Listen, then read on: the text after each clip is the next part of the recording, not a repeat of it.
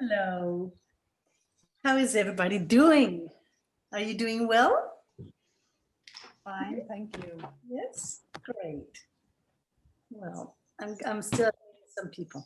Just let's give them like a minute or two. We'll get more people here. Where are you all coming from? Ivania, where are you from? Hi.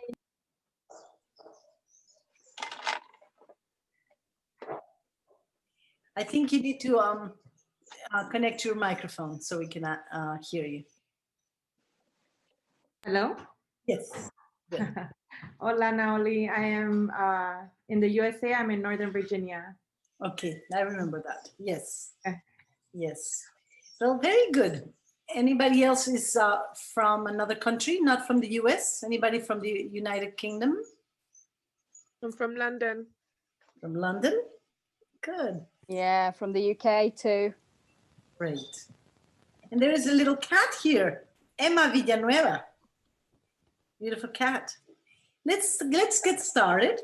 I would like to ask you to just feel so welcome and feel, for those of you who may be joining us for the first time, what I like to do during these gatherings is open the microphone for whoever would like to ask any questions, for anybody who would like to give opinions or tell us of your experiences.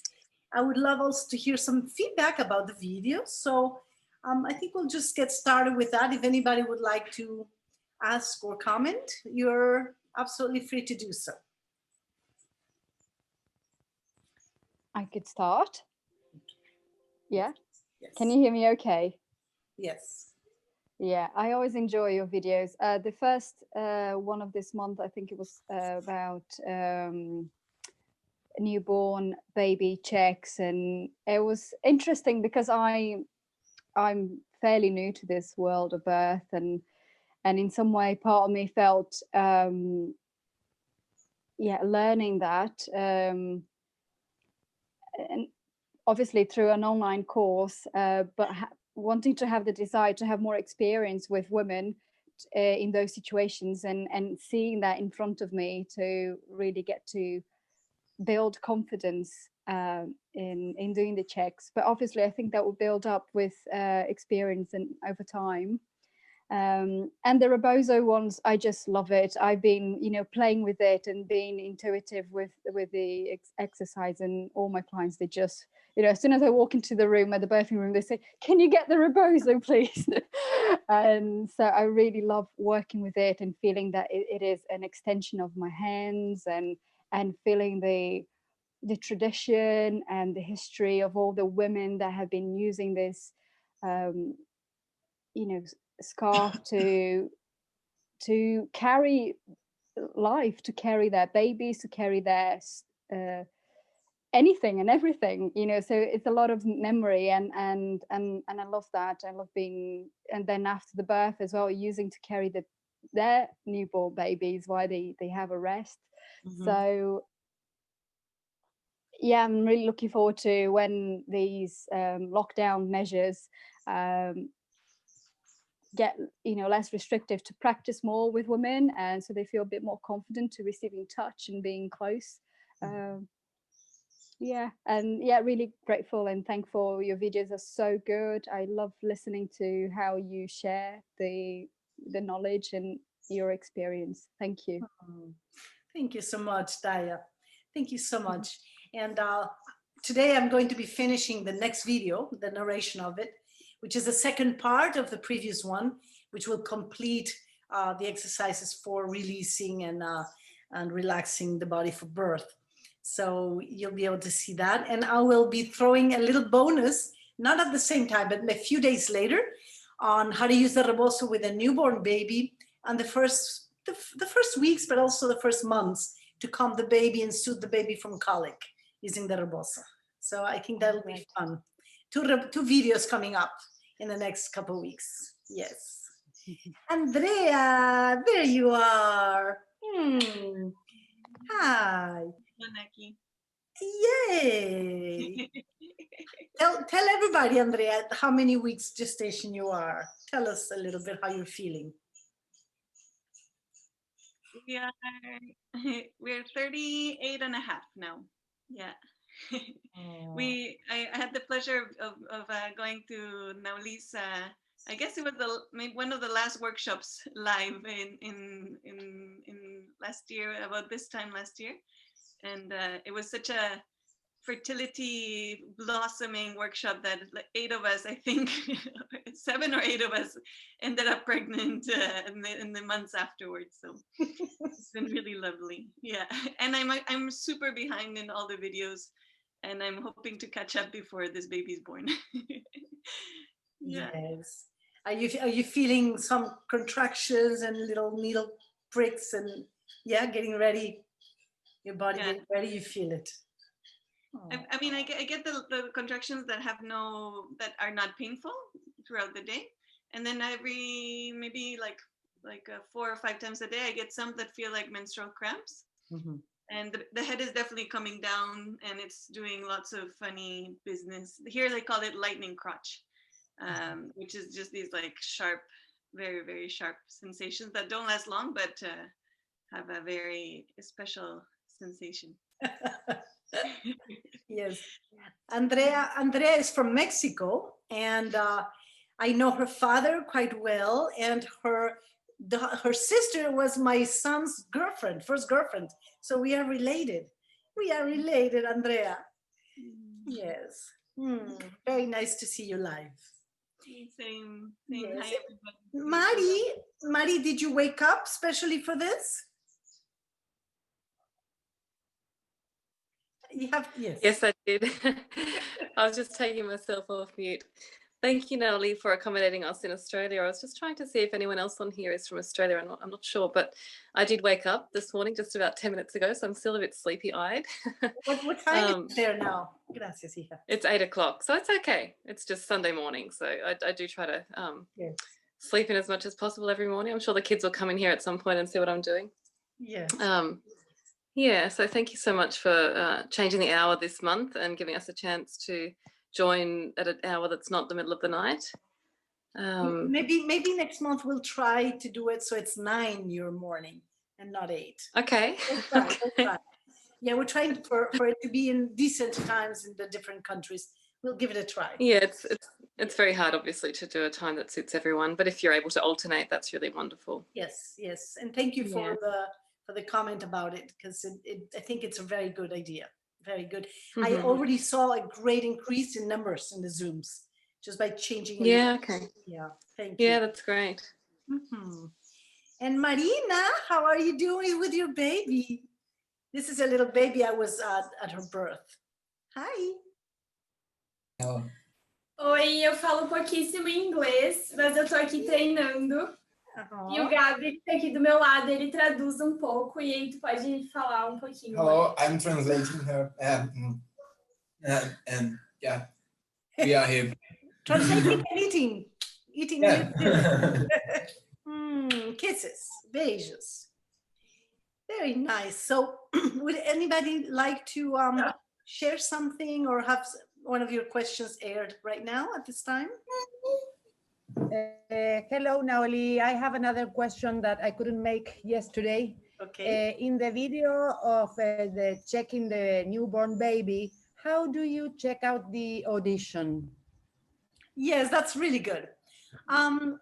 My personal style for that is simply to observe them and to see if they notice the sounds around them, the voice of their mother or their father, or maybe a door that slammed or a kitchen noise. I learned back in the time about clapping near them, but I don't like to do it. I don't like to startle the baby. So I figure we have patience and we'll watch in the next few days. Usually becomes quite apparent.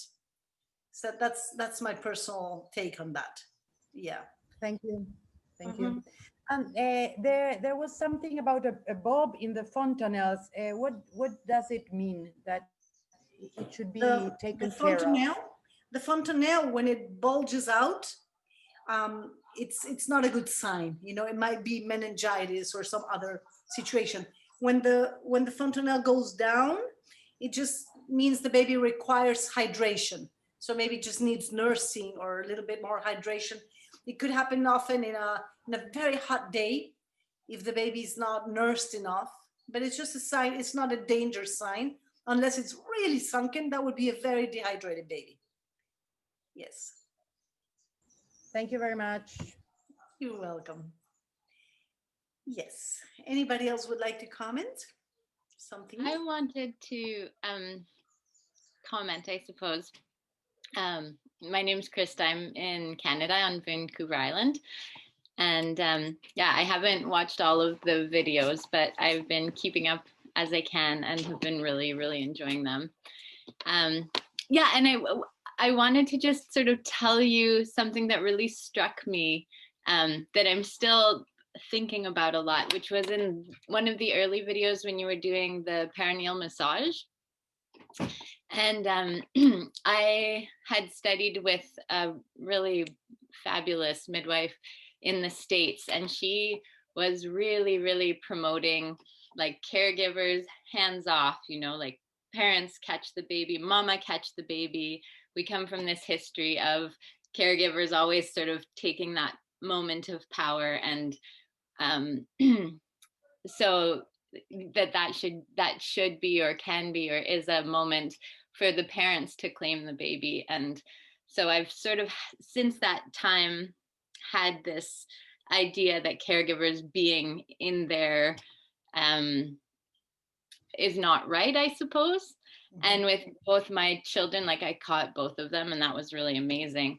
But I really loved seeing that video about the perineal massage and hearing the women speak about it. And what struck me is that I think culturally, perhaps, you're like the, you know, Mexico and farther south, I get the impression that you might be a little bit more deeply connected to your sexuality, and also more comfortable with women really caring for each other in a way that in sort of Northern North America, we're not.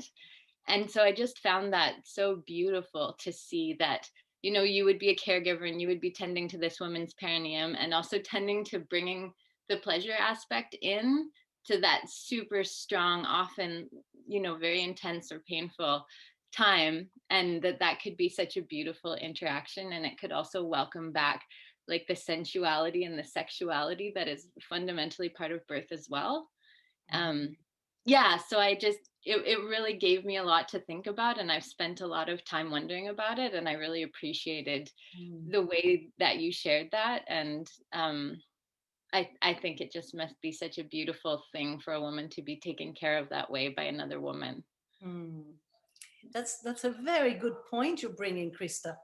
Very important. And also I think it helps us look at many other aspects of midwifery care or birth, regarding protocols or regarding maneuvers or regarding invasions of the body of the woman, but also regarding the fear of connection and touch.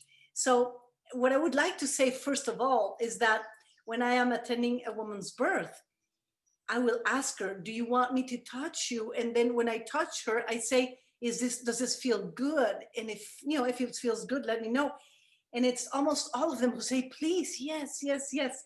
So I let myself be guided by what the woman feels, whether she's liking it, whether it's being a welcome touch.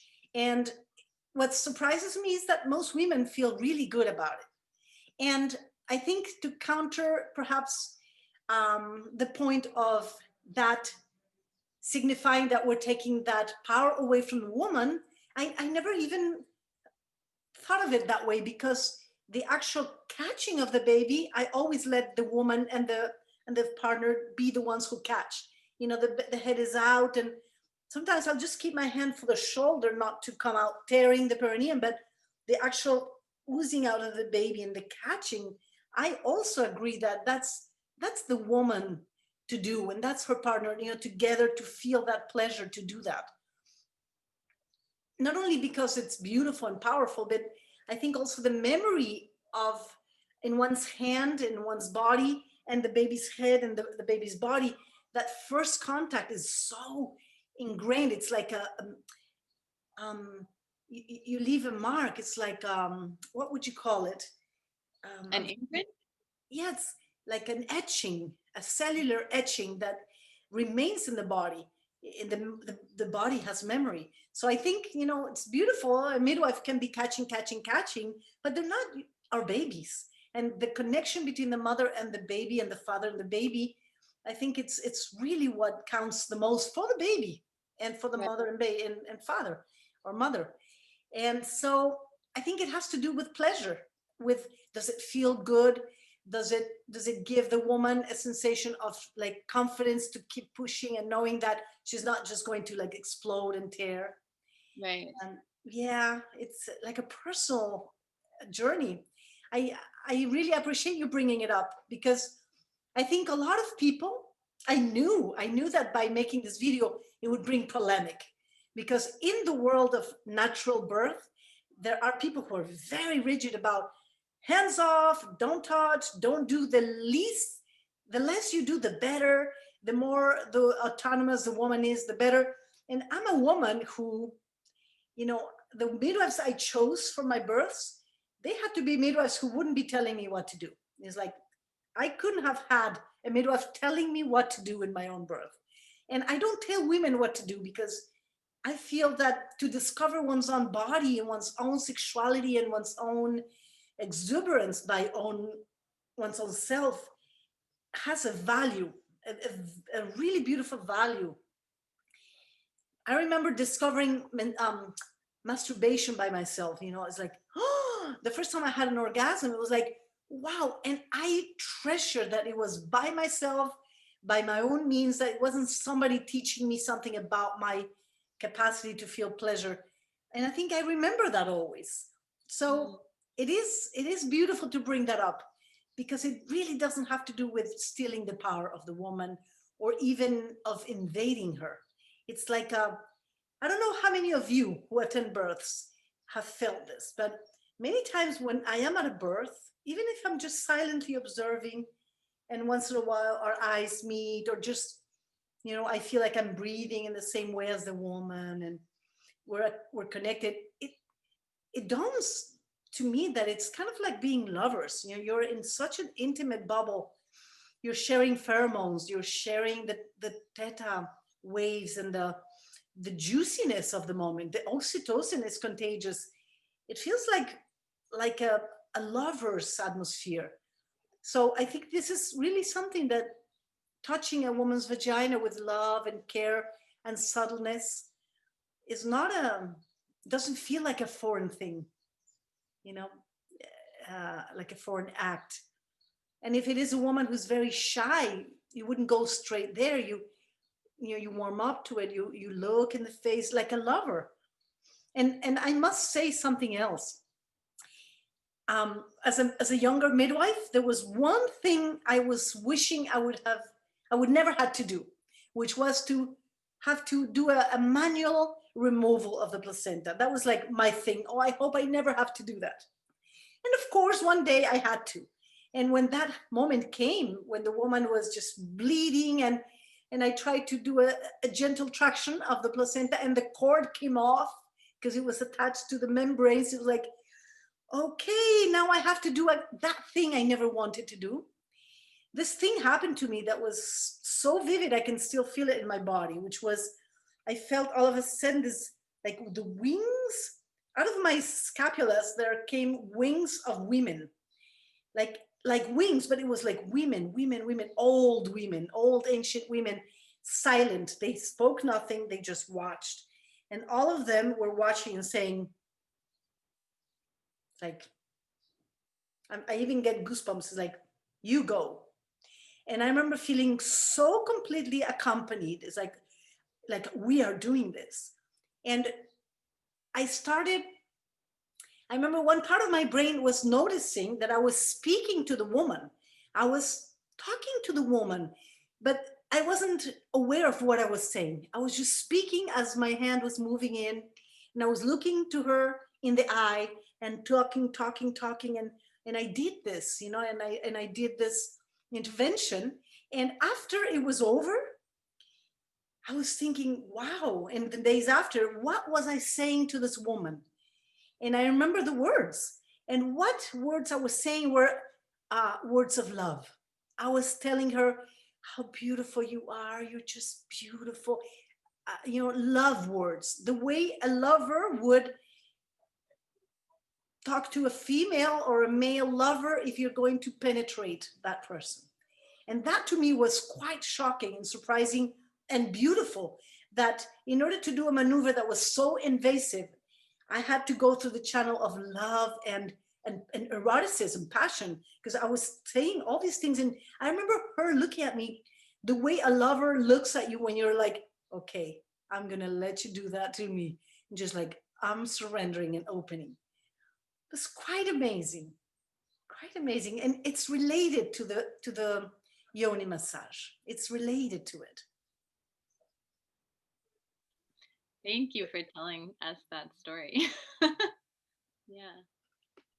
There's something beautiful of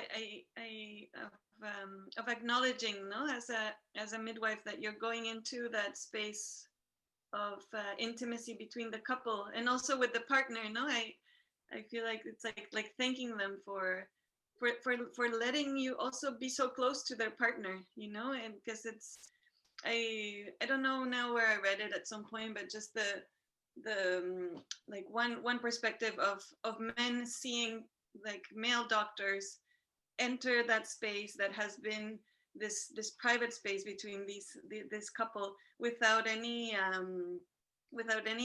ritual or regard or even like at times respect or just like nuance, no, of realizing I'm entering the space of pleasure to do something medical, but often in hospitals there's not that any recognition of that, and I think it's so important for it to be alive, for it to come back, for it to be acknowledged. It's a sacred place, a sacred space, and we can't do it casually. We can't do it without feeling love and respect for the woman and awe and admiration. I'll tell you another story that's related to it. I was once invited to attend a birth in a different part of the country, which I don't usually do because, I have other women and I can't just leave. But it just happened to work out. And it was a woman who had already been her midwife before she moved. And so we made a deal. I went to stay 2 weeks before her due date. And they gave me this little cottage, and it was not close to her house. We couldn't even see each other's houses. It was out in the country. And I stayed there for 2 weeks. And it's a beautiful area of Brazil, full of waterfalls, but also it's like just nature, big, expansive land. And many of my students who have come to Florianopolis live there. Not many, maybe 3 or 4. And they always said, when you come here, we want to show you around. We want to take you to the waterfalls. But when I arrived, I did not feel that I was there for that. I said, I'm here for the birth. And if we have time after the birth, I'll let you take me. But what I did is I just meditated and did yoga and waited. And I would see the woman once a day because we would have lunch together. I would walk to her house. We would have lunch together, chat for a little bit, and then I would go away and give her space with her family. And 2 weeks went by. And of course, I did get to know that they were having great difficulties as a couple, great difficulties. They were not doing well. And I got to meet each one of them individually, and they would cry, and they were like such hard situation. I don't think I ever seen a couple, like a broken glass. They were in pieces. And so I did therapy with them. Every time we met, it was like a therapeutic moment. And towards the end of the 2 weeks, everything was coming together very, very interestingly. A lot went on, and it worked, in a good direction. But they hadn't had sex for 8 or 9 months, since they got pregnant. It was not something that the man wanted. And she was having all these fantasies about sex. She would dream about it, but he didn't want it. He was quite offended with her. You know, she would lose her temper and call him names, and he was not in a good space. And I was feeling at the end that really their sexuality was aching quite badly. And something came upon me to say, let's do a ritual for the yoni. Let's do a yoni ritual, because I knew she wanted so much to feel that her yoni was honored and her sexuality was honored. And yet he wasn't open for it.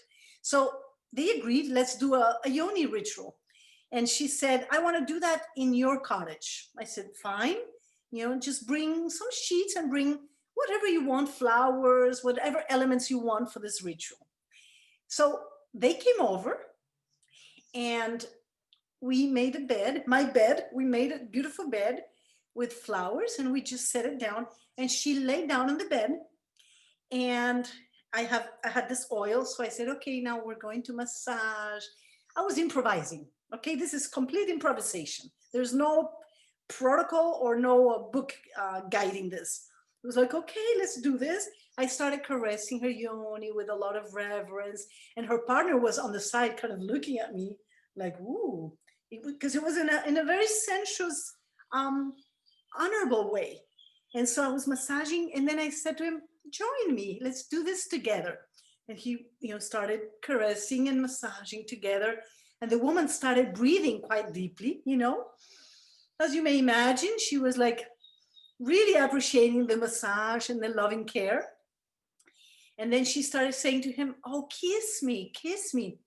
And he looked at me and I said, you know, we're here for this. So he started kissing her. And then she started saying, kiss my breast. And he was shy. And she said, kiss my breast the way only you know how to do, which was this beautiful phrase.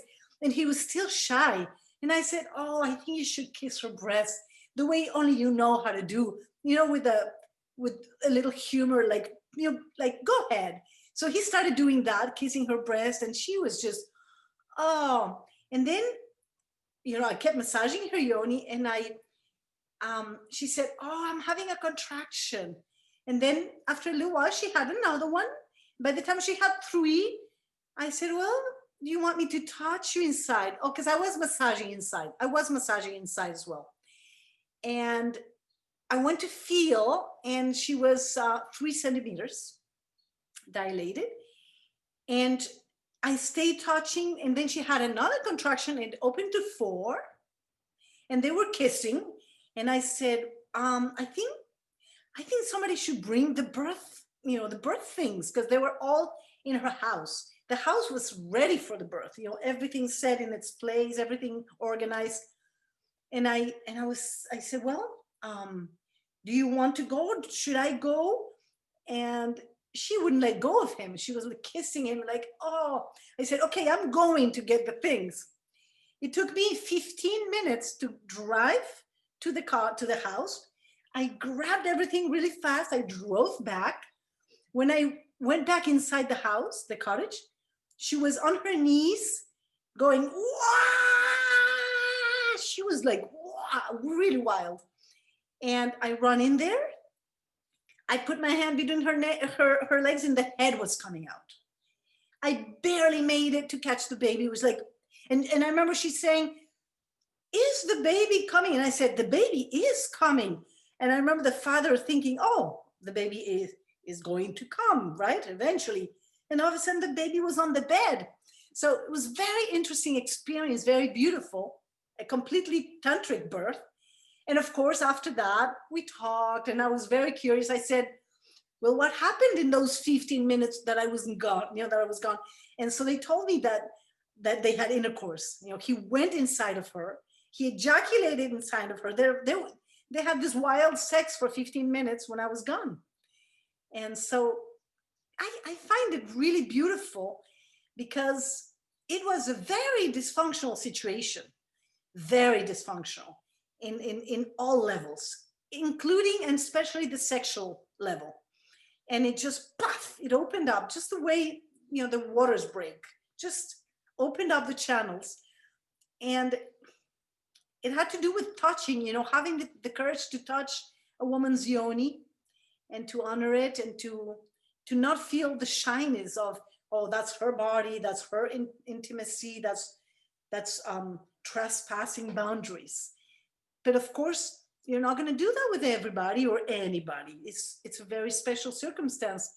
But I always feel we should begin by our own, cleaning our own taboos, cleaning our own prejudice, our own sexual contamination or intoxication. No, what would the word be? Contamination, because we're contaminated, right, as a culture.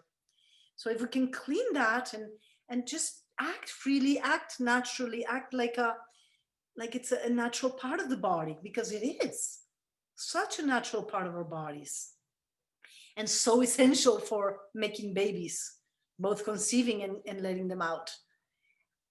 I think it's really funny how society continues to carry on wishing to pretend that birth is not a sexual act. It's like, it isn't? It isn't, really? Quite interesting. What do you say? Amazing. Naoli, I have a comment. Again, I'm in Northern Virginia here in the States, and I am a doula and a childbirth educator, and a women's, I guess women and birth advocate, whatever, all the things. But earlier this year, I attended a few births that were back to back to back that just was so traumatic personally to witness. I don't know what it's like in the rest of the world, but here in the States, I feel like there's this revolution of change in the birth community, and we're in this fight for birth rights, which is basic human rights, right? And just watching, I signed up last month, so I'm still trying to catch up, but I've known of you for a few years now, and it's just so refreshing to see that in other parts of the world, birth is still seen as sacred, and that there are midwives and other midwives and providers that do see it that way, because women here are being, at least here in my community, and there are lots of immigrants, there are lots of people from El Salvador, Bolivia, Peru, that don't speak English, and don't have access to providers that speak Spanish, that are being mistreated during their labor and birth. And there's lots of lack of consent. So hearing you and hearing all the other women in the birth community, this is very refreshing. That gives me hope again to continue the work that I'm doing, because I had to take a break. It's really hard to witness the things that I've witnessed earlier this year. I've been doing this for 5 years, and this was the first time that I saw these things and I witnessed them. And what's so hurtful is that the birthing person a lot of times don't even notice what's happening. They don't even notice that there was no consent. Just like even the basic, like, I need to check you now, and they just, or, I mean, there's so many, I can just go on and on, but thank you for having this safe space for us and for sharing your wisdom and your knowledge, because it is, I mean, for me personally, it's helps me continue to do what I do and leave something for my kids. Yeah. Ivania, I think it's sometimes useful to name the invasions or the violations as such, because many times, as you said, I need to check you.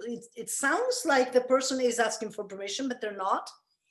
Or the episiotomy, or several other behaviors that we take for granted in the hospital systems or in the medical system.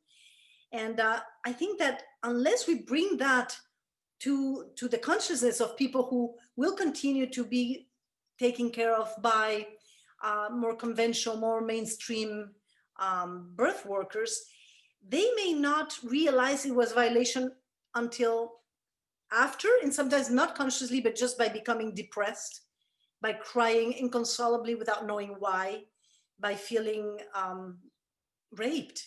So I think Ivania, I don't know how many of you here work within the system, but sometimes in my workshops that I do in person, wow, I remember one time dividing the group. It was a group of about 40 women. We divided the group. I asked them to be on one side, the women who have received an episiotomy or whose mothers had received an episiotomy. And on the other side of the room, women who have made or done an episiotomy on a woman. And it was such a strong exercise because the room actually got divided in two. And we just sat looking at each other in the eyes, one group looking at the other group. And everybody was crying. The people who had received the episiotomies were crying because for once and after a long time, they were being acknowledged as having been violated. And the women on the other side, for the first time, were looking at what they had done as a violation, not as a protocol or a routine that is covered up by a system, it gives permission to do it. But it was such a tremendous experience. Everybody was crying and looking at each other in the eyes. And so the women who had received it, a few of them spoke about what it felt like and what impact it had had on their lives. And then after that, after hearing them, the professionals who had done them were able to ask forgiveness and to say, I hear you, I feel you. It was such a powerful experience. I wasn't even prepared for it. It was something I improvised in that moment. It felt right to do that. And I developed instantly a raging bladder infection and a raging diarrhea, me, the teacher. I had to run to the bathroom like 15 times. I couldn't leave the bathroom. I had diarrhea and a UTI that was coming out with blood within 10 minutes of the exercise. And I realized, and I learned after that to protect myself when I do those exercises. There's a certain protection. And I did participate. I put myself on the side of the women who had received an episiotomy because my mother had 3 children and she had 3 episiotomies and she was badly sutured. And so I put myself in that group and I absorbed a lot of that, and it was so powerful. So, when you were expressing yourself, Ivania, you were saying, well, I don't think I want to mention them, but I think it's okay to mention them, to have a vaginal exam without consent. I don't know what else you witnessed, but I think we should hear it. Do you want to mention what it is that you saw? Sure. I've seen she was just laboring on the bed. She had an epidural and she was kind of like in the crown goddess, sitting kind of leaning back. And out of nowhere, at least like 6 medical personnel came, put the bed down. Like, it happened so fast, and just shoved their hands in there without saying anything, telling her this is what's happening, or a baby's heart rate is, we saw that baby's heart rate is dropping, or baby's in distress, or we can't find baby's heart. They didn't say anything. They just went in there, put bed down, shoved their hands in there, and then they put the sensor on baby's head. And then afterwards they said something. And that same birth, she was checked, and she was yelling, stop, stop, stop, and they weren't stopping. And she was screaming louder and saying, stop, stop, stop, and the nurse was not stopping. And right when I got up to say something, she stopped. I guess when she saw me stand up, she decided to stop. So much stretching. That's another birth. So much stretching and pouring of the baby shampoo. Nurses screaming at the birthing person, like, to push, like the guided pushing, but like screaming, you need to push harder. Things like that. And then when I there have been a lot of times incidents here where they're like, you need to be quiet. We know what we're doing. You don't know what you're doing. Things like that. So. And why do you think after 5 years of working with birth that you're seeing this like right now for the first time? I was attending more birth center births and home births than hospital births. And it just so happened I was the backup doula for 2 of those births. And it just so happened during that time frame it was hospital births. Yeah. But don't get me wrong, I've seen home birth midwives, CNMs that are also aggressive or do things too soon or transfer too soon or things like that. Thank you for sharing. It just brings to everybody again to the consciousness. It's never too much to be conscious of that. Andrea? Yeah. Thank you, Ivania. I've seen things that and it's interesting, like now in getting ready to birth, like it's been one of the work of separating other people's stories with what we will live, because there's things that like I've seen that that shouldn't happen, especially mainly in hospitals here, and that's here in Canada, and in hospitals that are supposed to be very like woman-centered, family-centered. Now, I wanted to come back to this marvelous renaissance of birth as a sexual experience, which I agree very much with. Mm-hmm. And I have this question of like the role of our parents there. And I know that like your parents have been present at some of your births. I don't know if all of them, but I know they've been present at some of them.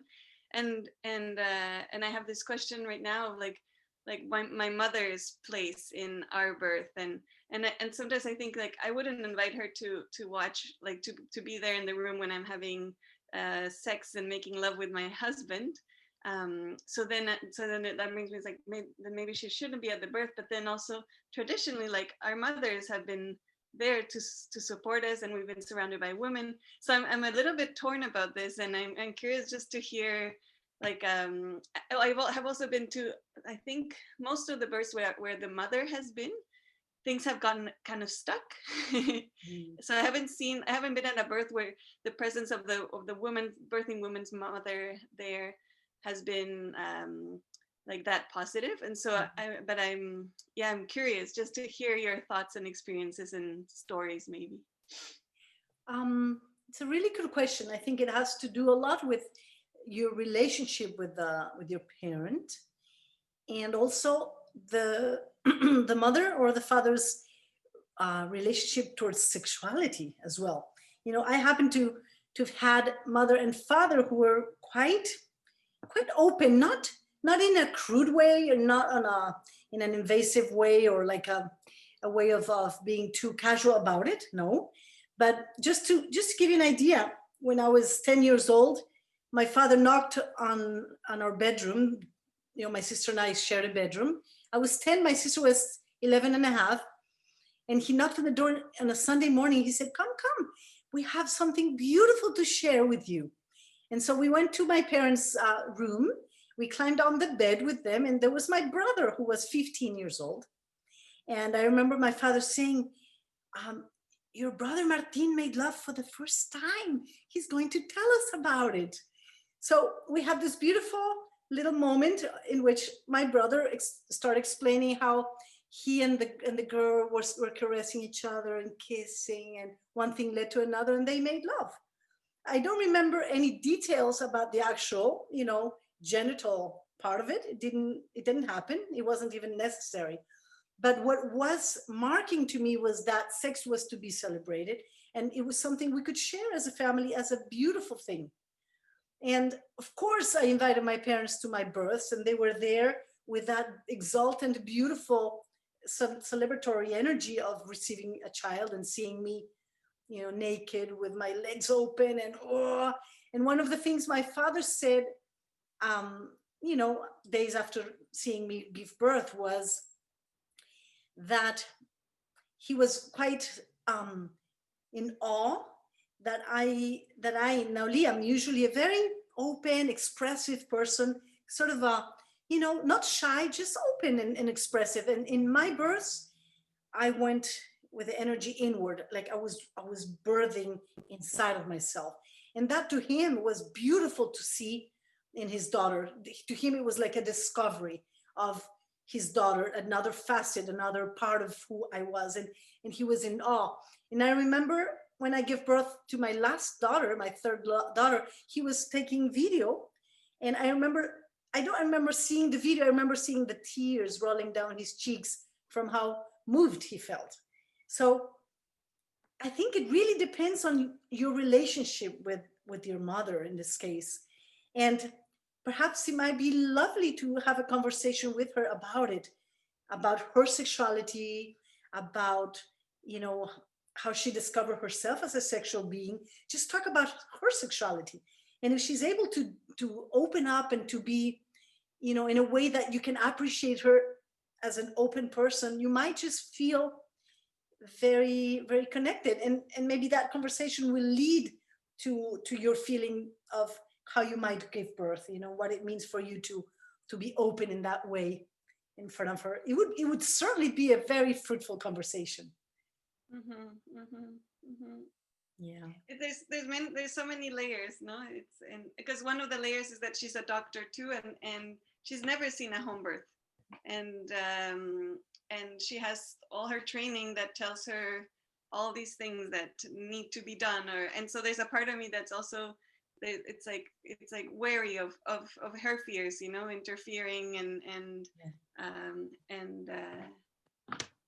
at the same time, it's like there's a part of me that would love so much for her to see another option of how babies can come into the world. So, you know, yeah. what I'm thinking, Andrea, my idea, see, from what you're saying is, if you could ask her if she could please come to your birth as a soul, as a woman, not as your mother and not as a doctor. If she could leave that outside and just come as a sentient being to witness and to celebrate and to honor an event as if it was the first time she ever saw birth, and see what she says. Because if she wants to, if she's open to that, it'll be clear. And if she's just chewing her nails and anguish, you'll also know. And, you know, you'll tell her about the birth afterwards. Yeah. Thank you. I don't know if it was any help, but I certainly feel that we shouldn't go into a birth experience without having talked about it if we have any questions, you know.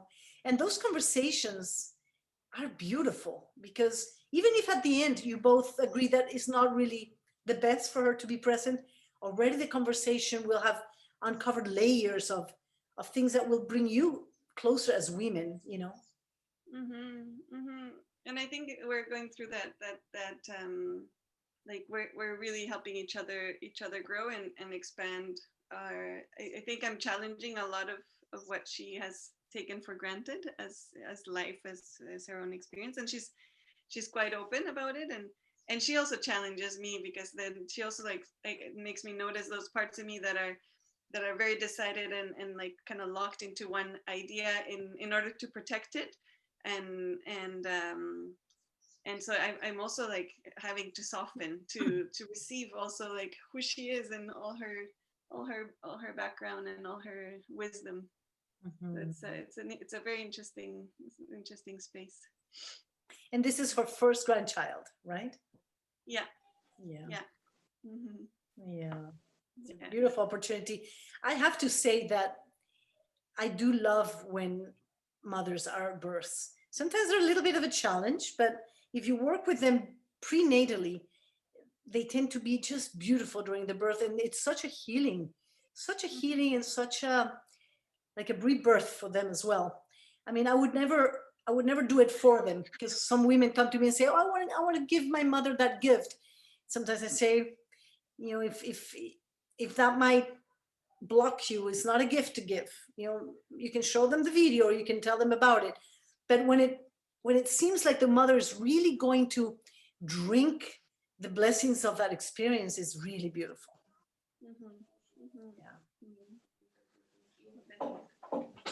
Can I just add a few things? Thank you all for sharing. It's a really interesting discussion about the parents being present. I couldn't have had my mum present at my births. And it's sad that I can't really even have those conversations with her now because she has dementia. So it's very difficult to even talk to her about lots of different things. Communication is just generally very hard. But I just really love those accounts, Naoli, of the two stories you told and the reverence of the birth and the sexuality and just that intimate space. And it's just so beautiful. And the work of the midwife is just, it always overwhelms me. That's actually why I became a birth worker, just because of the awe really of what the true midwife who's really in service to women does. And it's just overwhelming how beautiful that is to me. I also just wanted to return briefly to the point that I think it was Krista made earlier, or maybe you made when in response to Krista's question about the imprint of the first touch when the child is born. And I think, well, if that's the limbic imprint, something that I give a lot of thought to. My first child was born with forceps after an episiotomy, and I actually just found that conversation you had about the exercise you did quite overwhelming and moving as well. And obviously I still hold a lot of trauma about that experience. And something that I reflect on a lot is, I guess, the way that I struggle with my son and the way that I feel like I'm always pulling him through life. And it really does reflect the way that he was born. And I've been giving a lot of thought lately to what modalities I can do to try and help, I suppose.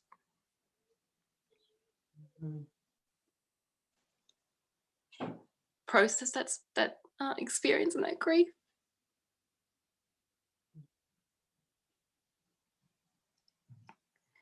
And I've looked into rebirthing that some people have told me about, but I don't know how effective that would be. And I'm just wondering if you have any thoughts, I suppose, because it's something that I'm very aware of and it's something that comes up all the time.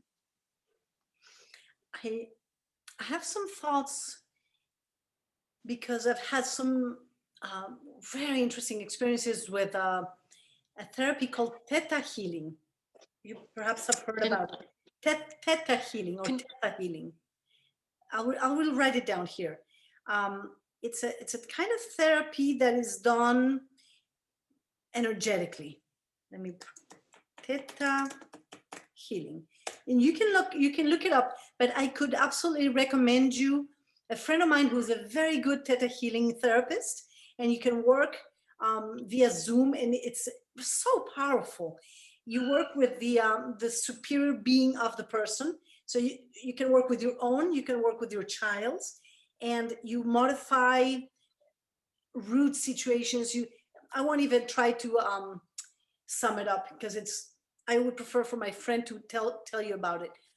Maybe I'll ask her, maybe I'll ask her to do a live with me on that topic, and I'll invite you all to hear it because it's quite tremendous. She speaks Spanish, but for those of you who may be able to translate it or get around to it, it's a very interesting therapy to work with changing situations that in ordinary sense you can't really change because it's past. It's done, it's past, the harm is done, and the direction is taken.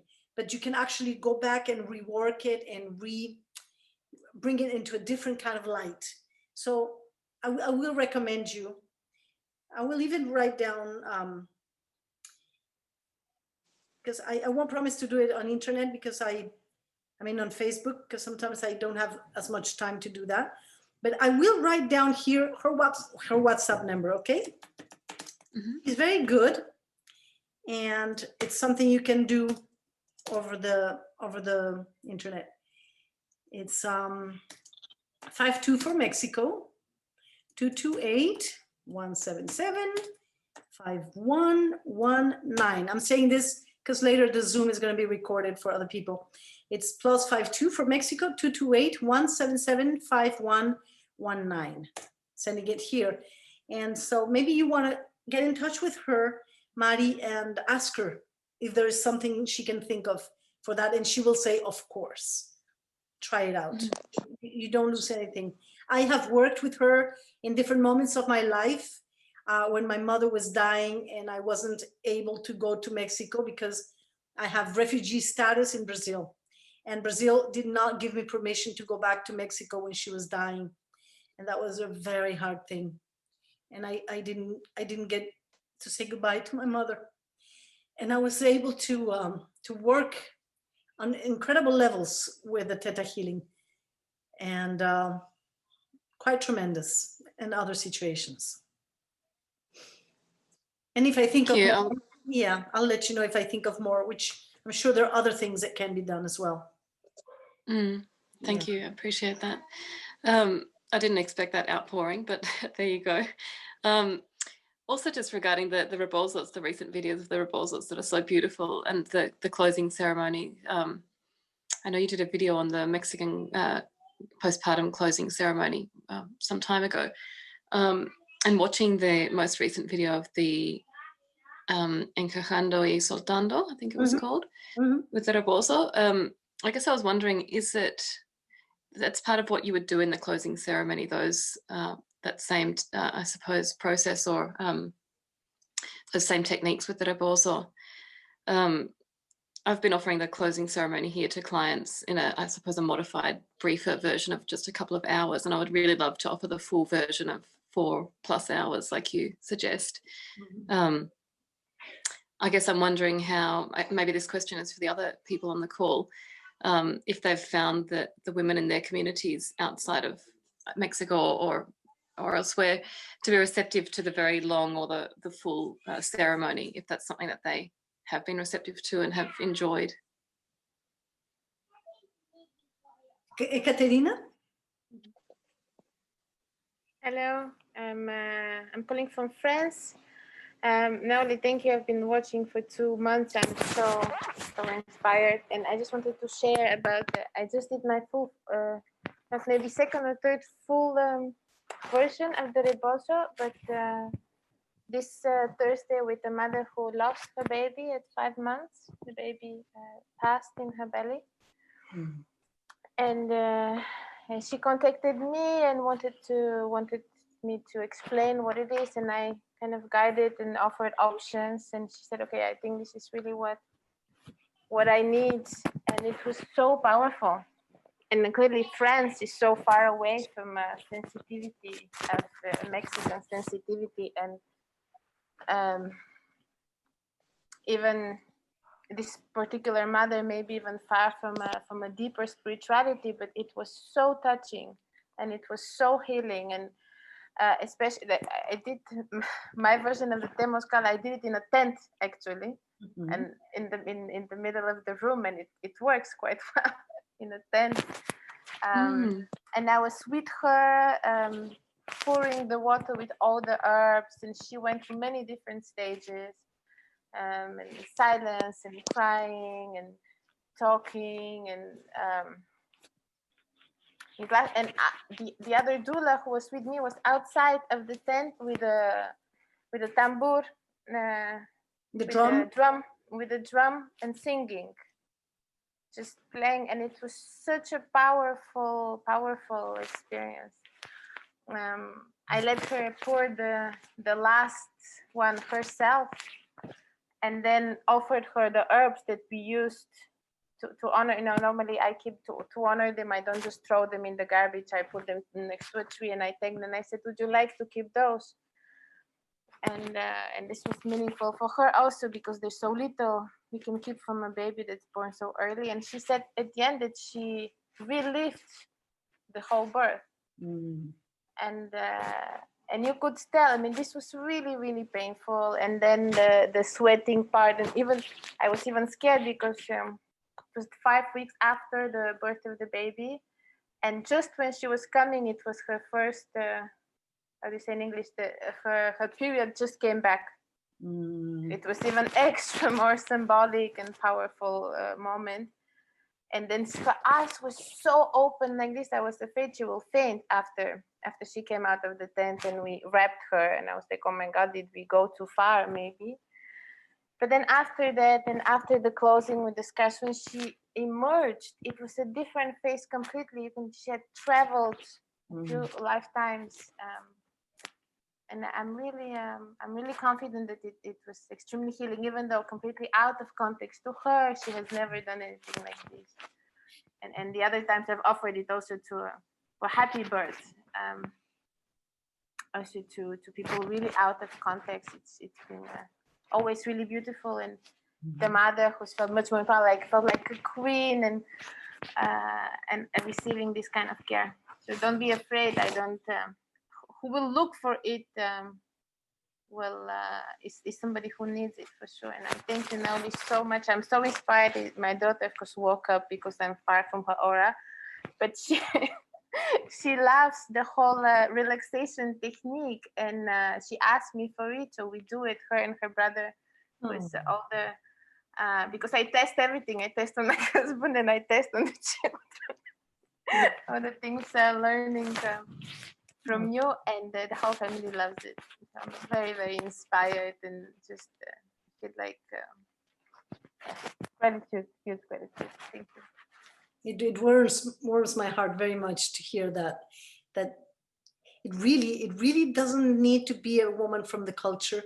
All you need to do is to be alive and to be in this world with all the elements that we are exposed to in the world. Because I think not only human beings need to process what we live in a day through our sleep, or what we live during life through death. You know, it's just so many passages. Plants need that too. Animals need that too. It's a phenomenon of being alive.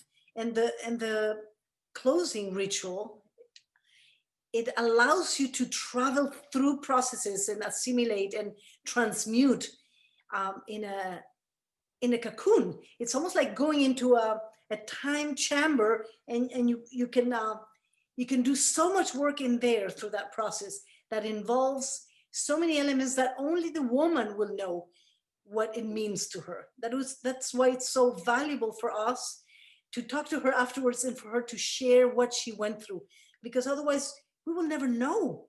And it's unique, and it's important, and it's grand. So beautiful. Ekaterina, thank you so much for sharing that. Yes, very beautiful. And I have had women who say that the postpartum ritual was even stronger and even more life-changing than the birth itself. And that really is astonishing to me, but for some women it can be that much, just powerful and healing. Yes, Andrea. Not just to answer to Mary's question, here in Quebec, it's not everybody that's interested, definitely, and there's many women that are like zero interested. There's some that are a little bit curious. There's some that feel like it's for them, and they have no idea even like what we're gonna do, but their heart calls them, and so it's definitely there's a whole range. But for the women that I've offered it to here, we've done, I mean, like it varies so much. Sometimes it's 4 hours. Sometimes I've been at one that was like 7 hours. It's really important, I think, for just time to dissolve in the way that it does in birth, that there's no timeline. But something that maybe, she left. Well, carry on. I know Mary's there. Okay, sorry. You just moved place. Sorry. Something that for me, or that I could maybe recommend to you, like for when I was starting and I was maybe a bit more nervous about these new technologies that I didn't necessarily know exactly how to use or have felt or seen, and was just getting to know them, was to try it on my friends, and maybe not necessarily on friends that have had recently given birth.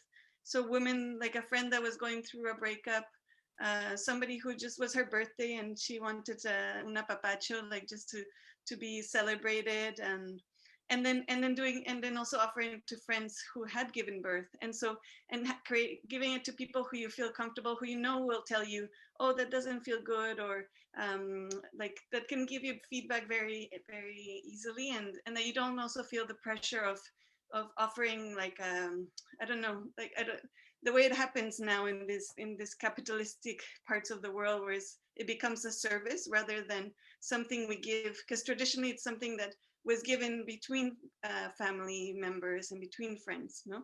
But now there's like a price attached to it, and websites and I don't know, promotion and all these other layers that are strange to me still.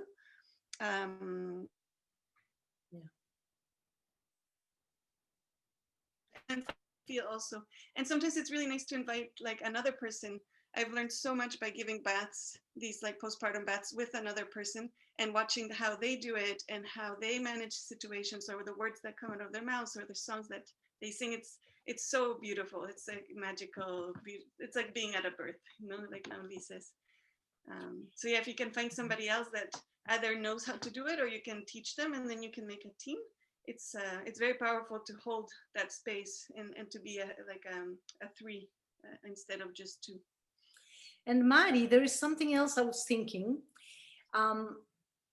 If somebody near you could do a temazcal for you and your child, the both of you inside the temazcal, and you reenact his birth, and you cover him with coconut oil, and both of you naked, and you have him slide down your body, and you caress his head, and you have him come out gently, softly at his own time, and then you hold him and just talk to him and feel him and re-signify his birth together.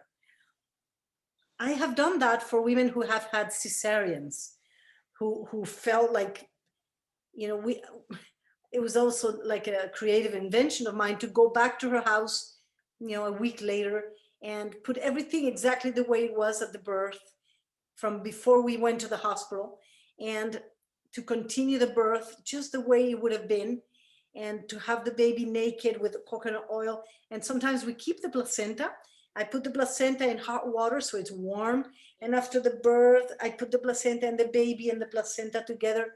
It has changed many women's lives to do that again. It resignifies, and in the baby, and it doesn't have to be a baby, it can be a child. How old is your child now, who was born? He's nearly 7. He's very big. So 7 or 17? Nearly 7. Nearly He's 7. quite big. He's still young. He's quite young still. Even if he was 17, he might find it a little odd to be naked with you sliding down your body. But at 7, I think he might do it. Oh, that's an interesting idea. Thank you. I'll definitely give that some thought. And thank you for your, Katerina and Andrea, for your experiences with the closing ceremony. It's something, I've actually got a couple coming up, and I have done a couple before, but I'm really looking at making them more authentic and more long and sort of integrating. I've been wondering how to do that sort of enclosed steam part. I really like the idea of the tent. I hadn't thought of that, rather than sort of the plastic sheet.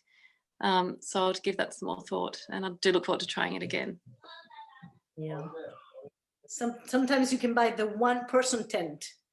You know, they snap open, and then you can just fold them back in. They can be useful. Yeah. Yeah. And I do like the idea of sharing that with another practitioner or somebody else, and just sort of learning from each other. It's a great idea as well. Thank you. Well, very well. It's been a little bit over an hour. Would somebody like to say something else before we close? I wanted to ask Andrea to sing a song with me. Andrea, let's sing a song. I was thinking of the song we were singing for the closing of the body of Sue and V. That was very beautiful, and we ended up singing it together spontaneously. Would you like to hear that song? Yes? Okay, I'm gonna get the drum. 1 second. Okay. Get your cell phone to record. It's a beautiful song. It's very nice. I also sang this song. Hi. They're so beautiful, all of your kids. I sang this song during the birth of Roxana, Andrea. I remember it came to me and I was singing it. It was very funny because I was singing it while I was putting my hand in her yoni with oil. And at the same time, I was banging the drum at the same time. And when my colleague, Ana Paula, came in, she thought, who is playing the drum? And she said, Naoli's playing the drum, but who's doing the massage? It was like just like a meditation, yoni drum singing. It's very nice. Very Like nice. 1,000 arms you wear. Yeah.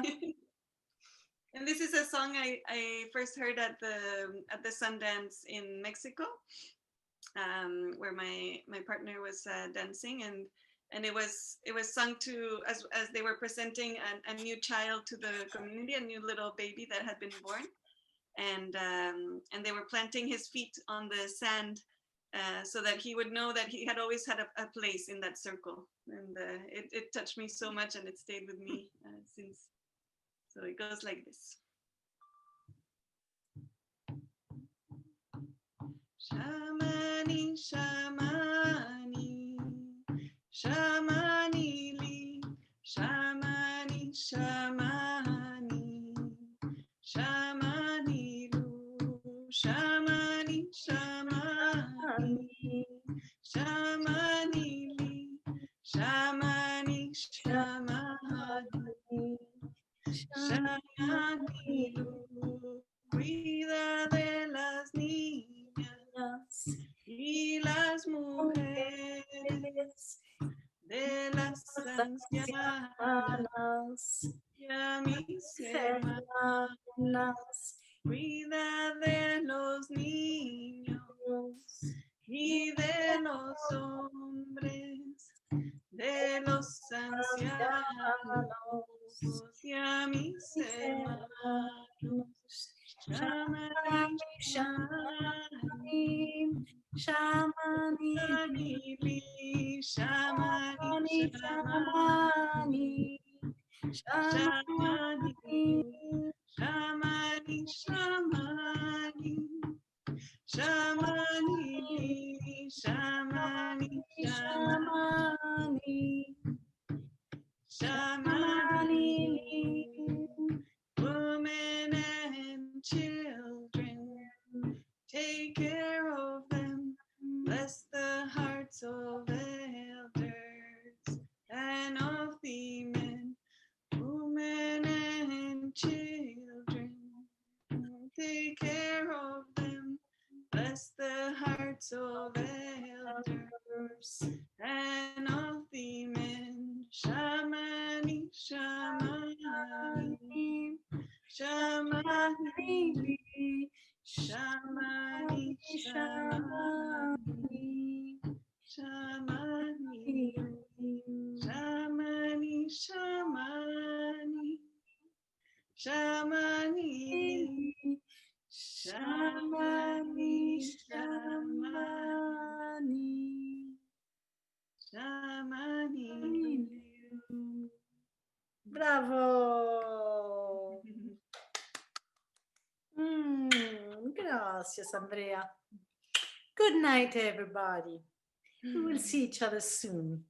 Good night. Andrea? Thank you, Andrea, have a beautiful birth, Andrea. I know you and I will be in touch, of course, but as a group, we wish you a beautiful, blessed birth. Next time we get together, probably, possibly, you will have your baby in your arms. Yay!